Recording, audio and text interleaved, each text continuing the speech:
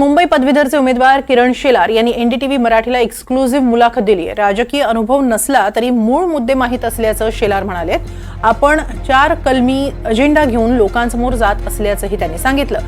मुंबईसाठी शेलारांचं विजन काय असेल या संदर्भात त्यांच्याशी बातचीत केली आहे आमच्या प्रतिनिधींनी। विधान परिषदेचे मुंबई पदवीधर मतदारसंघाचे उमेदवार किरण शेलार आपल्या सोबत आहेत, त्यांच्याशी आपण बातचीत करणार आहोत। सर, आपण जर बघितलं तर एक नवा राजकीय चेहरा म्हणून तुमच्याकडे बघितलं जातंय पदवीधर निवडणुकीत, आणि तुमचे प्रतिस्पर्धी आहेत त्यांच्याकडे काहीसा राजकीय अनुभव आहे। मात्र तुम्ही जे मुद्दे घेऊन जनतेसमोर जात आहेत याबद्दल आणखी विशेष काय सांगा? मी एकतर राजकारणाचा अनुभव नाही हे वास्तवच आहे, आणि ते काय लपवण्याचं कारण नाही आणि नाकारण्याचं सुद्धा कारण नाही आहे।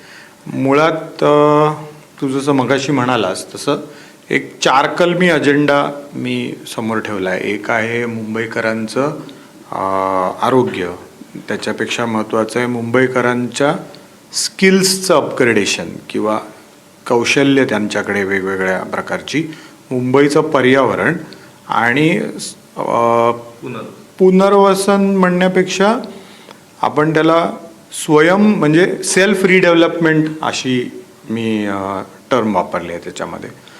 हे 4ही मुद्दे हे मुंबईकरांच्या रोजच्या जीवनाशी जोडलेले मुद्दे आहेत। बघा, मुंबई ही आपल्या सगळ्यांना रोजगार देणारी माता आहे, शहर आहे, असं शहर आहे की जिथे रोजगाराच्या शोधात महाराष्ट्रभरातूनच नाही तर देशभरातून लोक येतात। 30 वर्षानंतर तुम्हाला पुन्हा एकदा संधी मिळते की ज्या पद्धतीने ही आमदारकी दुसऱ्या पक्षाकडे गेली, त्यावेळी तो तत्कालीन मित्रपक्ष होता, तुमच्याकडे आणण्याची संधी मिळते, या एकूण याकडे कसं बघता तुम्ही? चांगलीच संधी आहे ना, संधी मिळालेली चांगलीच असते।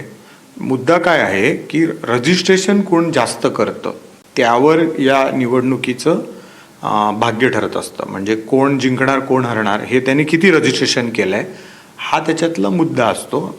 भारतीय जनता पक्ष आणि सोबत आलेले मित्रपक्ष अशा सगळ्यांनीच मिळून खूप मोठा आकडा रजिस्ट्रेशनचा गाठलेला आहे।